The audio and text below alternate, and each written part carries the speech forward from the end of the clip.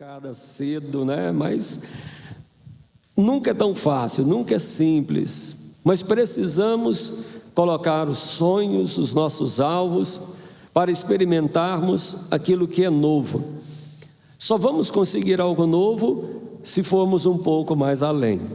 E eu quero falar um pouco sobre isso nessa tarde e orar com você, para que você experimente o novo de Deus na sua vida. Quantos querem mais de Deus, novidade de Deus?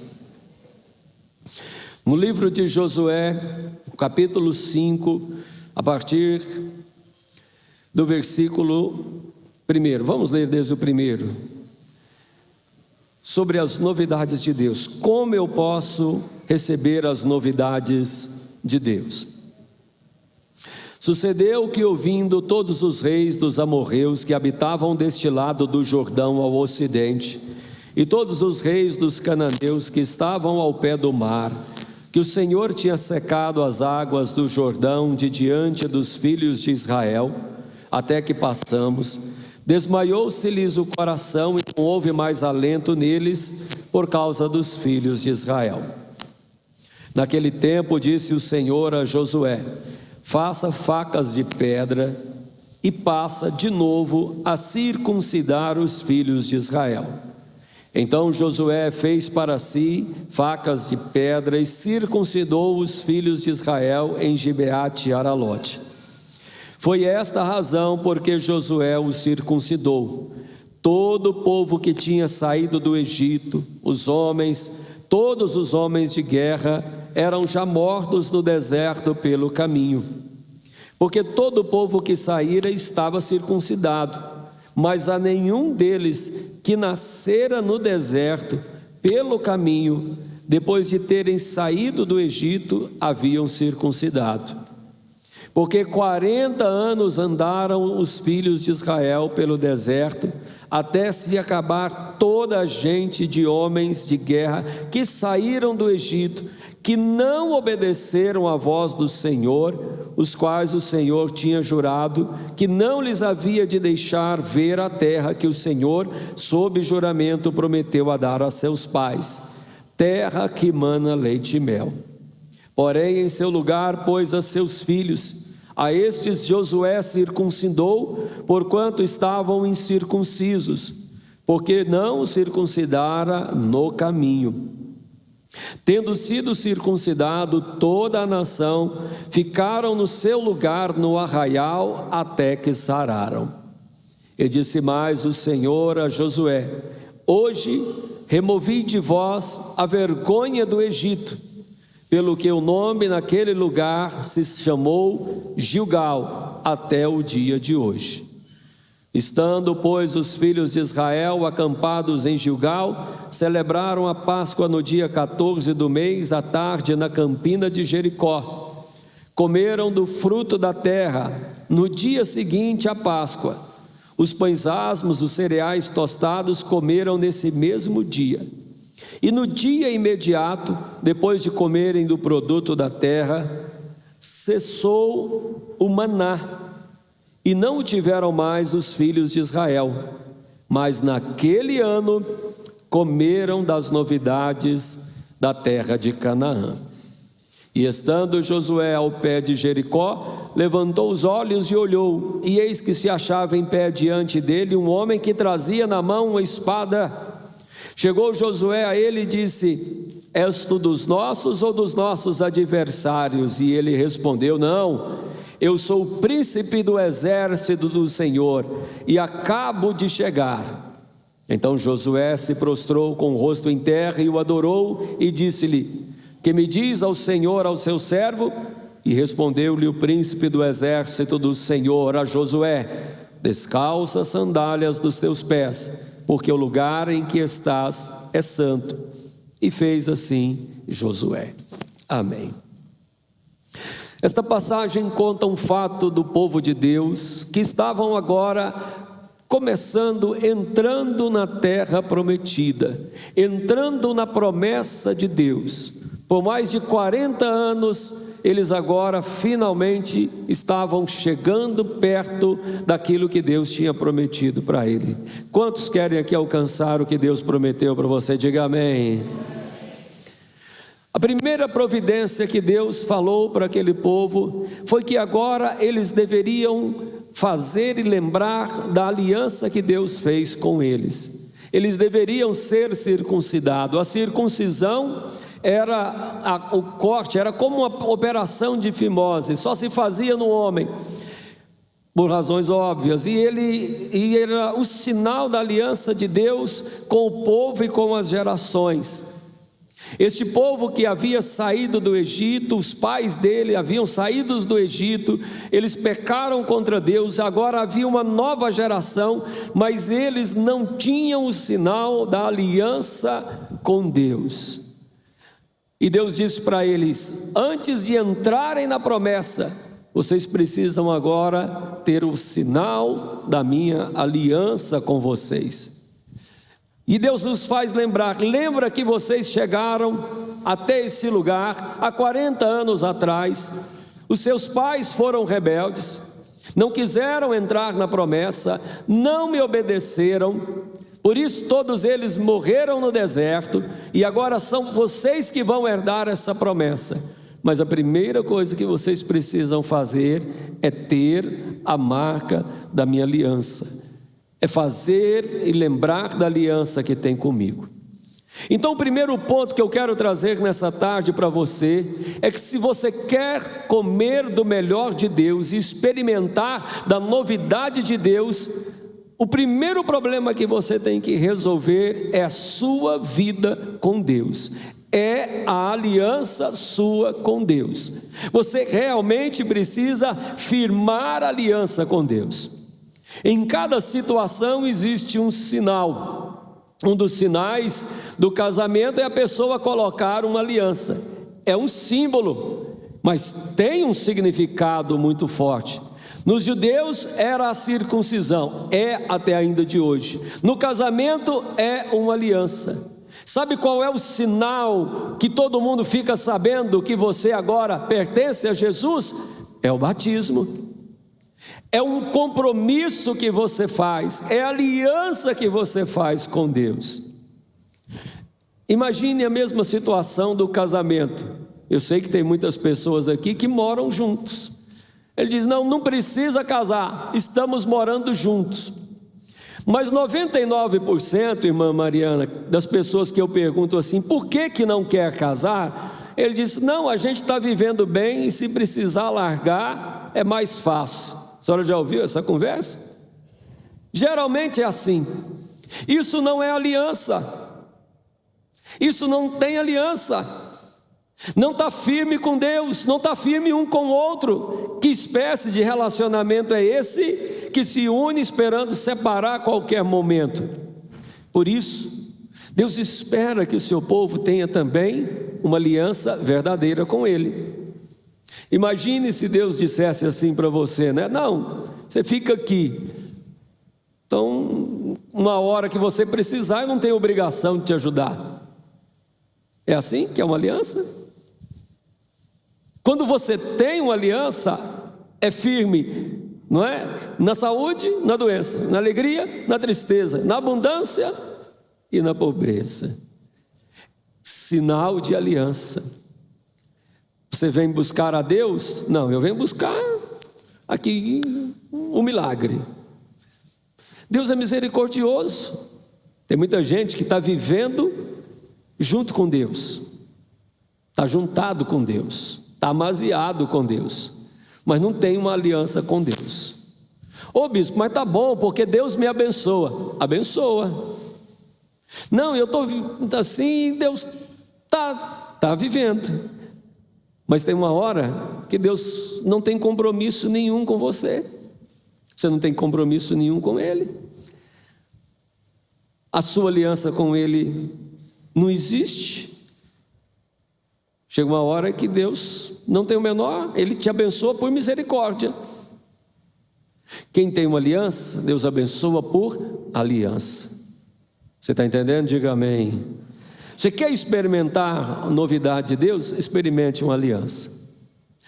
Se você quer experimentar algo novo no seu casamento, casa. Me procura depois, né, professora Kenny, que aqui a gente ajuda na decoração, ajuda aí. Paulão toca, né, Joana ajuda aqui no fazer um biscoito aí. Nós vamos embora te casar. Aliança com Deus. E se você quer batizar, procure depois lá na secretaria, procure a mim, procure a pastora Sheila e diga: eu quero para o próximo batismo, que será daqui a 2 meses. Mas se quiser batizar hoje, a gente dá jeito também, não dá, pastora? Diga bem forte: uma aliança com Deus. Mais forte: uma aliança com Deus. Pergunte para quem está do seu lado, não precisa esperar ele responder não. Você tem uma aliança com Deus?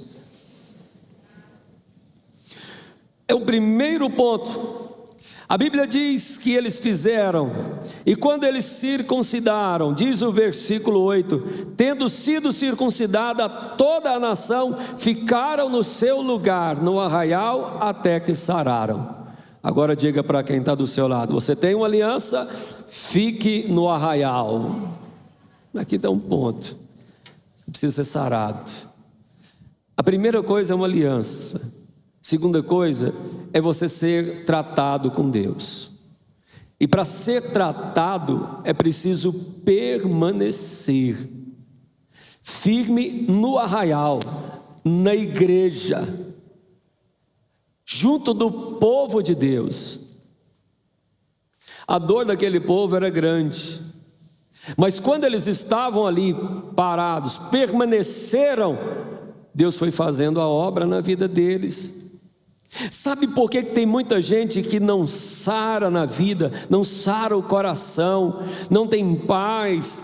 Porque muitas vezes ele não permanece firme na igreja, no arraial, porque aqui é onde as coisas são tratadas. É onde a pessoa sara, porque ele tem que aprender a perdoar, ele tem que ser perdoado, ele tem que orar, ele tem que crescer, ele tem que se fortalecer espiritualmente.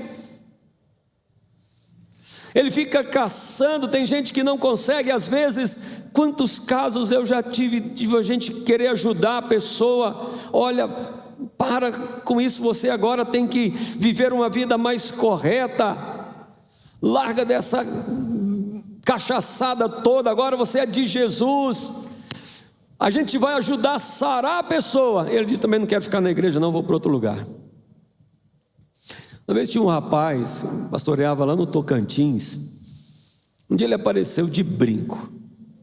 A avó dele falou: ô bispo, vai lá, conversa com o meu neto, está cheio de brinco. Eu falei: mas a senhora conversou com ele, por que a senhora acha que ele vai me escutar? Não, o senhor é pastor, ele vai ouvir. Fui conversar com ele. Sentei e disse: olha, é o seguinte, não fica muito bem para você. Aqui é uma cidade do interior, você é jovem, não fica bom para você.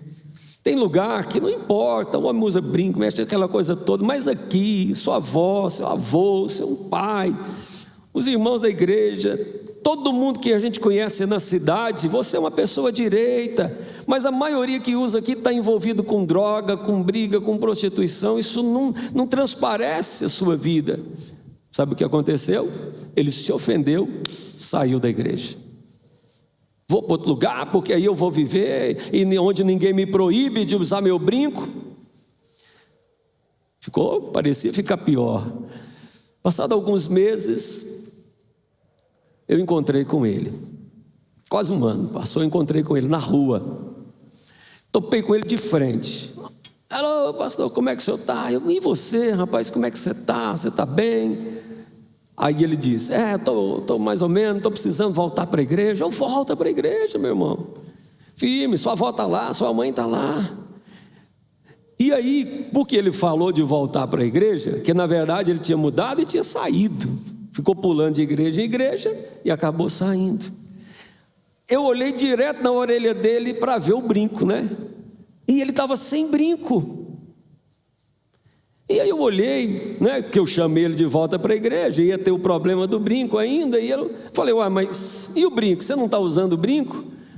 Aí ele sorriu para mim assim sem graça e falou assim: não, pastor, você sabe o que é? Que agora eu estou trabalhando na prefeitura, e lá no meu serviço da prefeitura diz que eu não posso usar brinco.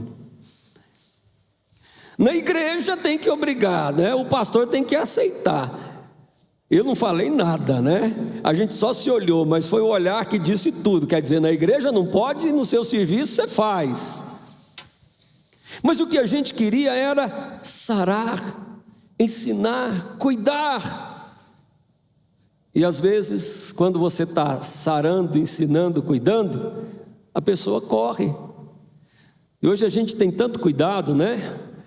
Antigamente, esses dias eu machuquei o braço, o pastor Lucimar fez um cortezinho. Aí a Daça foi ajudar o papai, né? Aí eu tenho lá um remedinho, tipo um metiolate, né? Fui ensinar ela a passar para cuidar do pai. Já ensinar desde pequeno, né? Que o pai está ficando velho. Metiolate hoje nem não dói mais. Eu não pude, né? Agora sopra, filha. Sopra para quê? O trem não arde. Mas o cuidado que a gente quer no coração das pessoas, às vezes tem que colocar o dedo na ferida, mas é por amor. Você precisa permanecer na igreja que você está. Permitir ser tratado, ser curado. Você quer experimentar coisa nova de Deus? É preciso sarar a sua vida, a sua alma. Você sofreu muito no mundo, sofreu muito no pecado, aprendeu coisas erradas que precisam ser retiradas. Há tristezas, problemas na sua vida, valores que precisam ser agora ministrados sobre você para trazer cura e trazer uma nova vida para o seu coração. Se você entende, diga amém. Permaneceram no arraial até que sararam. Versículo 9 é tremendo, porque fala de outra cura. Ele disse mais o Senhor a Josué: hoje eu removi de vós a vergonha do Egito, o opróbrio do Egito. Foi nesse processo de mudança de saúde que Deus tirou do povo. Agora já haviam passado 40 anos e Deus falou: eu tirei o mal do Egito que estava dentro de vocês. Depois de 40 anos que o povo estava andando no deserto. Você sabe o que aconteceu? Não é tão difícil tirar uma pessoa do Egito. Não é tão difícil tirar uma pessoa do pecado. Está ali o Robson, é policial, civil, né, Robson? Tirar um camarada da boca de fumo, você com dois ali, dá umas pancadas, você arranca ele lá da boca de fumo. Não é tão difícil. O difícil é você tirar o vício de dentro da pessoa, porque na hora que solta, ele volta para lá. Tirar de dentro. A vergonha de dentro, o pecado de dentro da pessoa. Deus havia tirado o povo do Egito, mas o povo carregava o Egito dentro deles. O desejo de voltar. Quando você lê a Bíblia, toda hora o povo falava assim: ah, vou voltar para o Egito, ah, vou voltar para o Egito, ah, vou voltar para o Egito. Um dia alguém mandou uma mensagem na internet, diz assim: ah, é muito melhor no boteco. Montou uma historinha lá, que a pessoa veio na igreja e o pastor falou: olha, desliga o celular. E aí quando ele esteve no boteco, ele deixou cair lá o copo e chegou o camarada, disse: não tem problema não. Aí ele falou: tá vendo, às vezes é melhor no boteco do que na igreja. Eu fiquei tão revoltado com aquilo, porque eu já fui dono de boteco, meu pai tinha boteco e agora sou pastor. O biscoito está lá atrás, vendi pinga para ele, agora está aí servindo a Deus, né? Biscoito está lá atrás.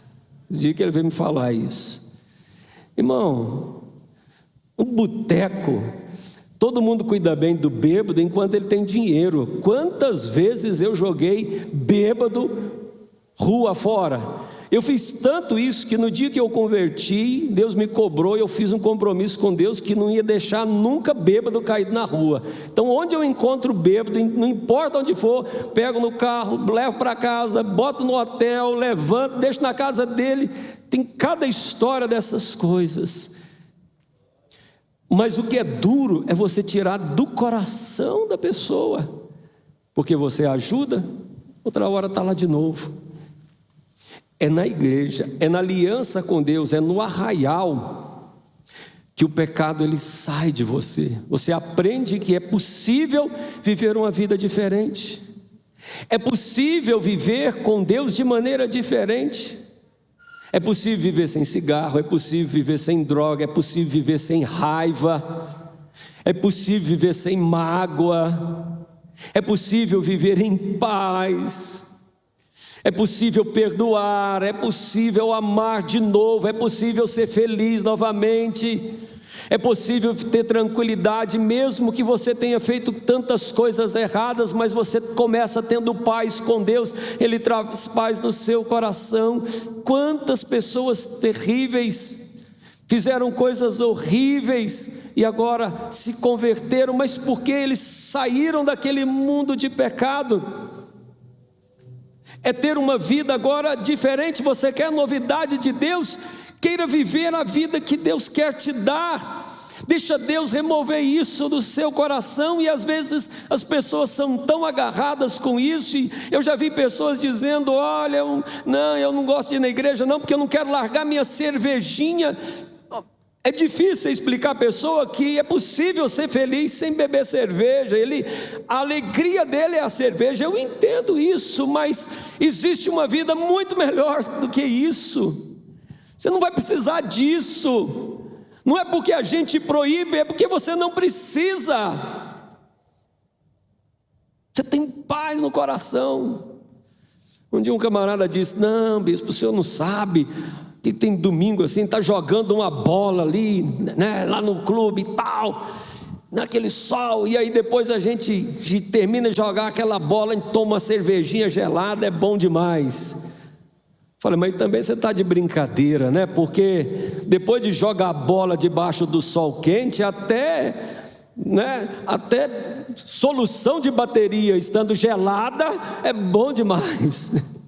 Qualquer coisa gelada, pode ser cerveja, pode ser o que for, leite, mas é possível ter uma vida nova, novidade de Deus, além do que você viveu até hoje. Mas é preciso que não só sair do pecado, não só sair do boteco, o boteco sair de você. Não só sair do pecado, o pecado sair da sua vida. E foi isso que eles fizeram. Deus disse: a partir de hoje não tem mais. E eles então celebram a Páscoa. O que é a Páscoa? É o que agora a gente faz, a ceia do Senhor. Eles comem agora do Senhor. E é interessante que no versículo 11, e eu quero terminar dizendo isso, diz: eles comeram do fruto da terra no dia seguinte à Páscoa.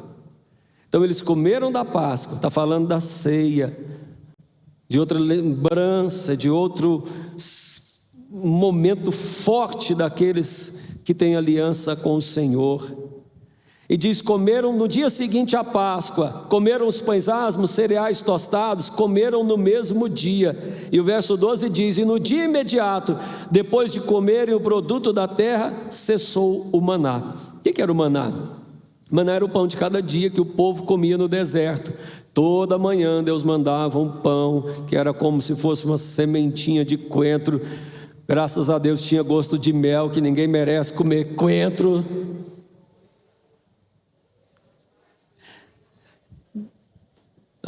Não é, pastora Sheila? Não, pastora Sheila, quem gosta de coentro aqui, eu vou orar por você. Deus vai te libertar, meu irmão. Você gosta, tudo bem, tá bom. Uma vez na Bahia eu falei que o pessoal da Bahia gosta muito de coentro. Eu estava na Bahia e falei para a irmã que não gostava de coentro. Ela disse: o dia que o senhor comer lá em casa, o senhor vai gostar de coentro. Falei: que legal. Eu pensei que ela ia fazer alguma coisa que fizesse o coentro ficar gostoso, né? Com todo respeito. Eu cheguei lá, ela tinha feito uma comida simples, mas muito bem feita: um arroz, feijão, uma salada e um frango. Só que assim, o feijão cozido, o coentro estava por cima, o arroz tinha o coentro por cima, a salada com coentro e o frango com semente de coentro. Eu peguei e fui assim, né? Pode comer, pastor. Eu fui tirando com a colher assim e colocando, né? Obrigado, irmão. Balancei assim, peguei as folhas grandes de alface, né? E coloquei, né? Peguei um pedaço do peito assim, porque não tinha tempero no peito, botei no prato. E a hora que eu sentei, que ela viu que eu tinha feito isso, ela pegou uma vasilha de coentro e chegou assim: o senhor vai gostar de coentro, e foi em cima do meu prato. Te juro, irmão. A pastora Sheila sabe dessa história. Eu percebi que a ideia dela era me fazer comer tanto coentro até gostar.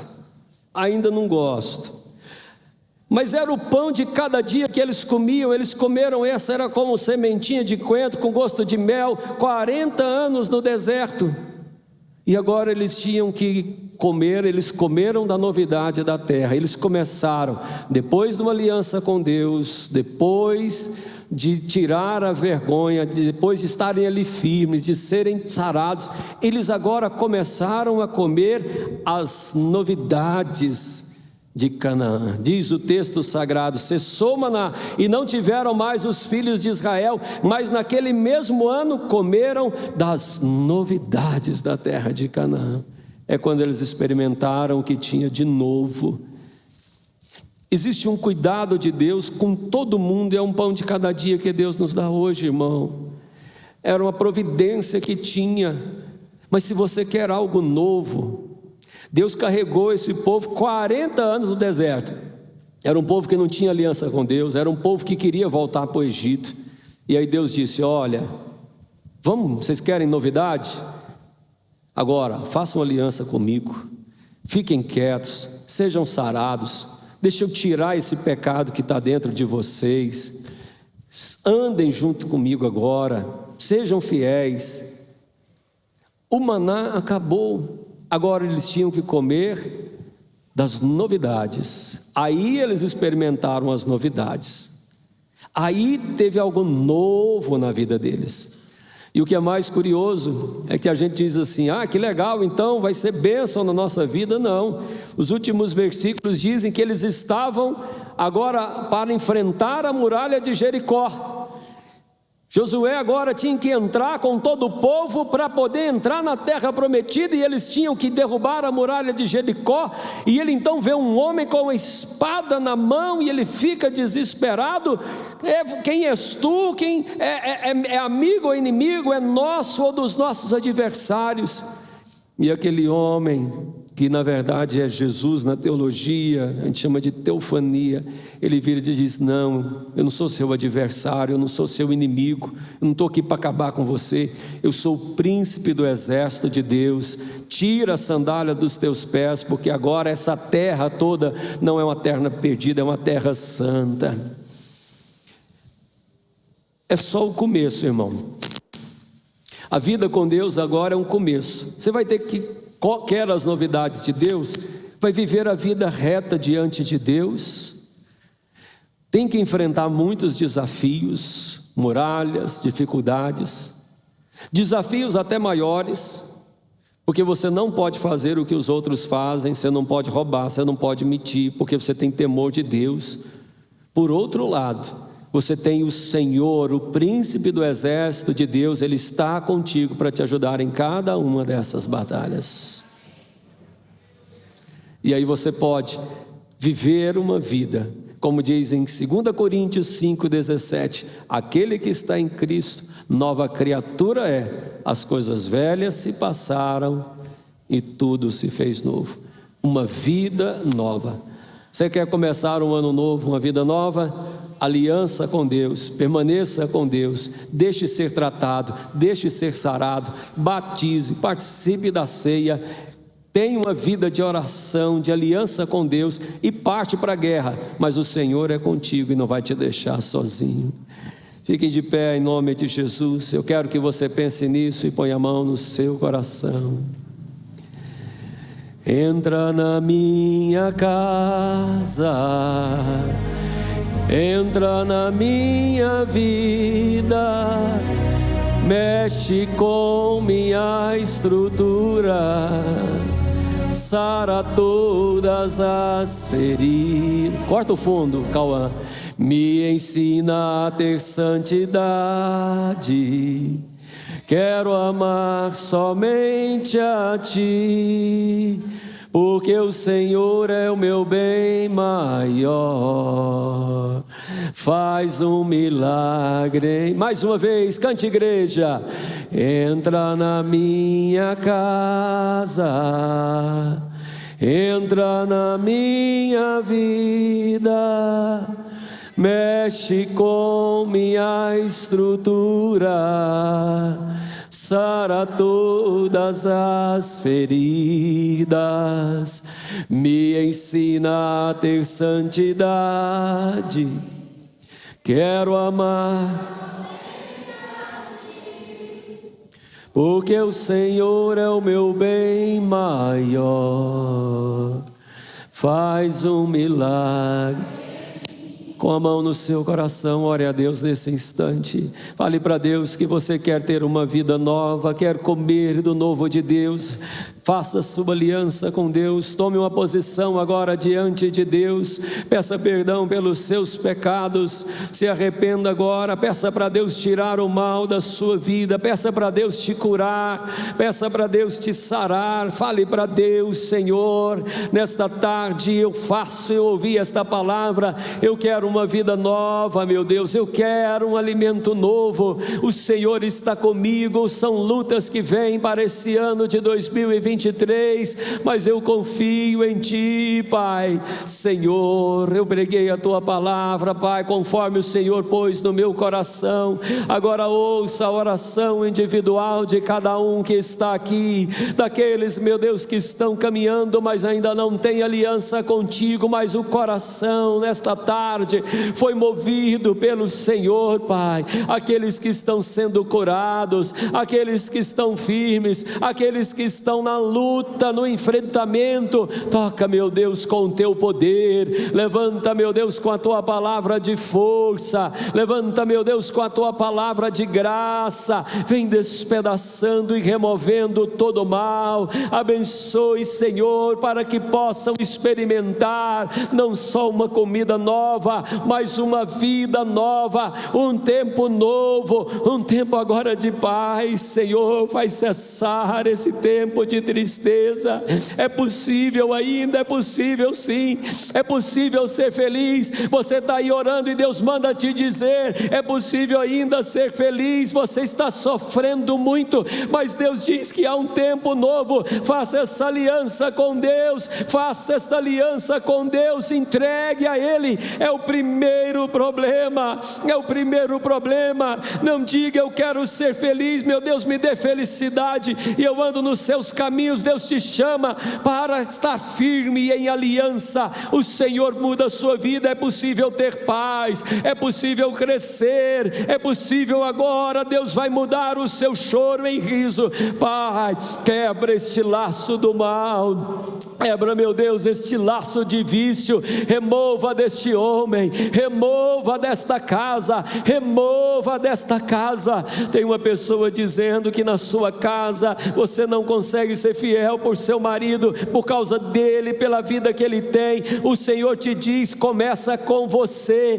Tenha você uma vida de aliança, de fé, de unidade. Ande comigo, permaneça na presença de Deus. Através da sua vida Deus vai alcançá-lo, mas começa de você. É de você que está aqui ouvindo esta palavra. É através da sua vida. Deus vai tratar dele no tempo certo. Mas Deus diz que hoje é a sua hora, esse é o seu momento.